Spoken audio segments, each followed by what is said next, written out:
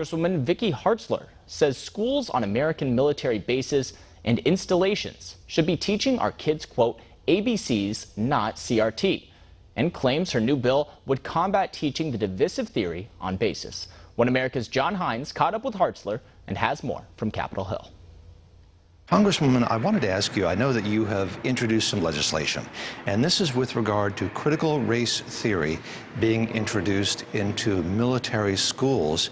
What are you doing about that? Yeah, well, I'm a former school teacher as well as a senior member on Armed Services Committee, and CRT has no place in any of our schools. It teaches that America is inherently a racist nation and that children should feel ashamed of their past and their future is determined by their skin color, and that has no place in our education system. We should be teaching the ABCs, not CRT. And I'm very concerned and want to make sure that our military kids aren't exposed to this poisonous indoctrination. It is just wrong to think that they might be taught that the country that their mom and dad is fighting for is a bad country, when the truth is that we are a good country. So could you talk a little bit about what your legislation would do, what it contemplates to do, how it contemplates to perhaps make sure that CRT doesn't creep into military schools? Sure.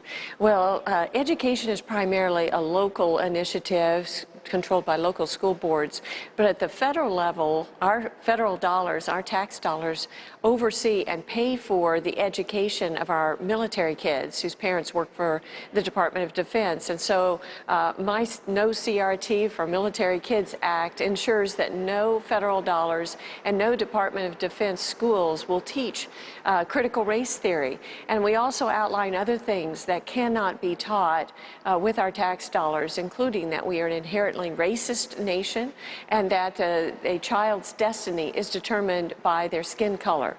Now, I know that military schools, with regard to military installations, sometimes they attend public schools, but a lot of them are actually on base. Do we know approximately how many are actually on base, how many schools this might affect? Yeah, this affects 160 schools worldwide and here in the United States. 111 of them are overseas.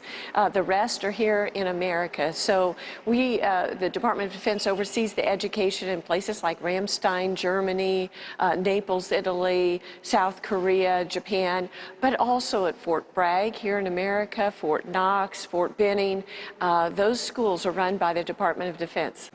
And I know that you also have been very active in pushing back in critical race theory, spreading out throughout the Department of Defense as a matter of part of the curriculum, part of what is taught to members of the armed forces. Where is that effort? Have there been any new developments in regard to what you're trying to achieve? Yeah. Well, we're still waiting to hear back from the Department of Defense on some letters that I have written and some of my colleagues have written asking for some clarification and pushing back on this idea that you're going to promote reading on reading lists, books that are very woke and that divide.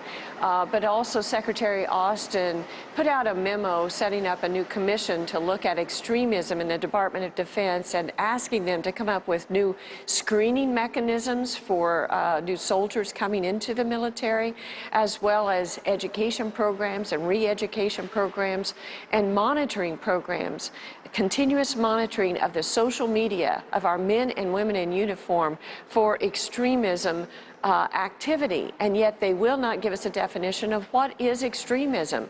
If you support President Trump, will that be viewed as extremism? If you have traditional values on marriage and relationships, will that be considered extremism? This is very dangerous territory to be going down, and sadly the Department of Defense is not being forthright in this. Their report was supposed to be in mid-July, and we have yet to hear from them. Vicki Hartzler, member of the Armed Services Committee, House Armed Services Committee from the 4th District of Missouri. Thank you for talking to us on One American News. Thank you, John.